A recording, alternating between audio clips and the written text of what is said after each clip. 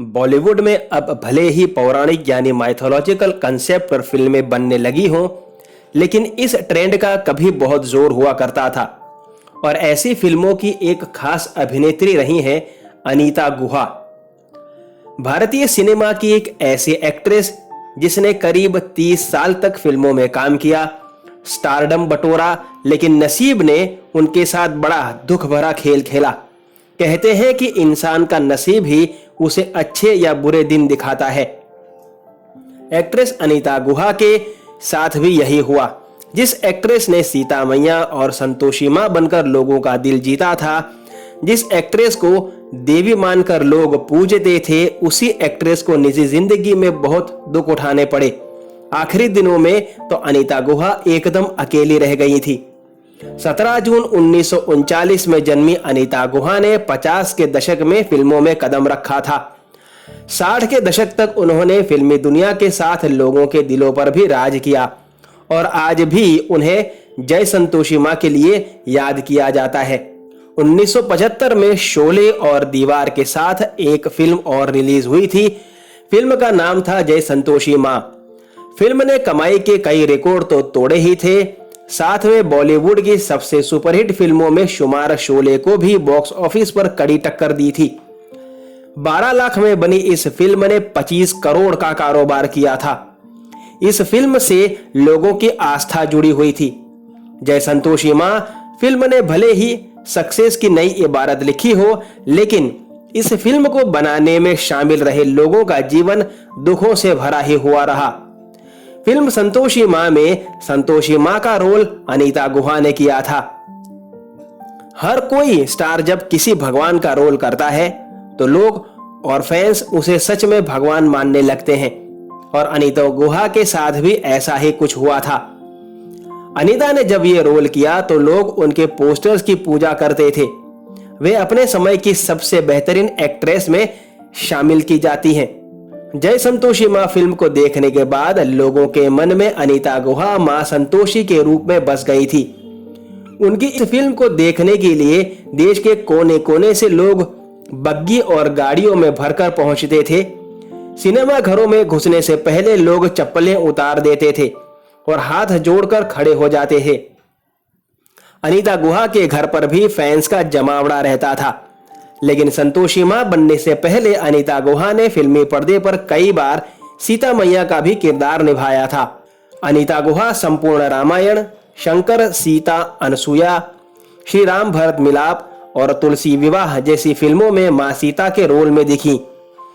इन फिल्मों में अनीता गुहा को सीता के रोल में देख लोग उन्हें असली सीता समझते थे। वो लोगों के लिए सचमुच की देवी बन चुकी थी।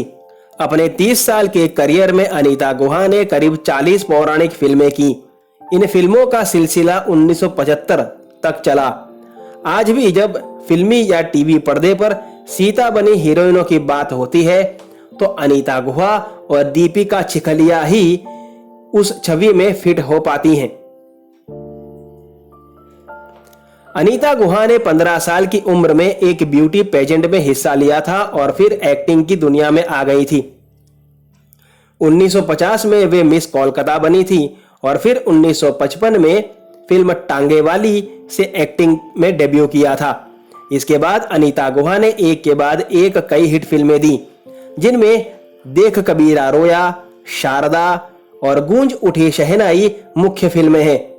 साल 1957 में अनीता गुहा ने पहली पौराणिक फिल्म की, जिसका नाम पवन पुत्र हनुमान था। इसमें वे सीता के रोल में नजर आई। इसके बाद से अनीता गुहा को पौराणिक फिल्में ही मिलना शुरू हो गई। संपूर्ण रामायण में भी उन्होंने सीता का रोल प्ले किया, लेकिन जय संतोष ने उन्हें ऐसी शोहरत दी जिसकी कभी कल्पना भी नहीं की जा सकती। जैसा स्टारडम उन्हें अपने 30 साल लंबे करियर में भी नहीं मिला था, उनकी इस फिल्म ने तब शोले तक को टक्कर दे दी थी। पौराणिक फिल्मों और किरदारों से अनीता गुहा ने बेहिसाब लोकप्रियता हासिल कर ली थी, लेकिन उन्हें इन किरदारों से चिढ़ होने लगी थी। बताया जाता है कि कोई भी निर्माता या निर्देशक उन्हें कोई अन्य रोल देने के लिए तैयार ही नहीं होता था। वे उन्हें देवी का रोल ही देता। ऐसे में फिर जय संतोषी मां के बाद अनीता गुहा ने इस तरह के किरदारों से तौबा कर ली थी। लेकिन कोई और किरदार या अलग तरह की फिल्में नहीं मिली। तब 1991 में अनीता गुहा ने फिल्मों को अलविदा कह दिया था। लेकिन जिस एक्ट्रेस ने प्रोफेशनल लाइफ में शोहरत की इतनी ऊंची बुलंदियां छुई, उसे निजी जिंदगी में काफी मुश्किलों का सामना करना पड़ा था। अनीता गुहा ने एक्टर माणिक दत्त से शादी की थी। उनकी अपनी कोई संतान नहीं थी, तो एक बेटी को गोद ले लिया था। लेकिन बाद में उनके पति की मौत हो गई और एक्ट्रेस अकेली रह गई। हालांकि इस अकेलेपन में माला सिन्हा और स्मृति बिस्वास समेत बड़ी बहन की बेटी भी उनका सहारा बनी थी। आखिरी दिनों में अनीता गुहा ने बहुत बदतर जिंदगी बिताई थी। चिंता और तन्हाई में रहने वाली अनीता गुहा ल्यूकोडर्मा का शिकार हो गई थी, जिस वजह से उन्होंने सबको मिलने से मना कर दिया था। अनीता गुहा को मेकअप का बड़ा शौक था, वो भी बचपन से।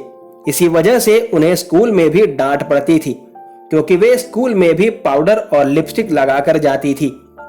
अनीता गुहा ने उनके करीबियों से कह रखा था कि उनके देहांत के बाद उनके चेहरे को मेकअप करने के बाद ही लोगों को दिखाया जाए, क्योंकि वे अपने चेहरे के दाग को दूसरों को दिखाना नहीं चाहती थी। और ऐसा ही किया गया था। अनीता गुहा जैसी महान कलाकार को फिल्मी ताराना चैनल का सलाम। अगर वीडियो पसंद आया हो तो लाइक करना बिल्कुल ना भूलें। आपसे मुलाकात होगी जल्द एक और नई पेशकश के साथ। तब तक इजाजत दीजिए। धन्यवाद।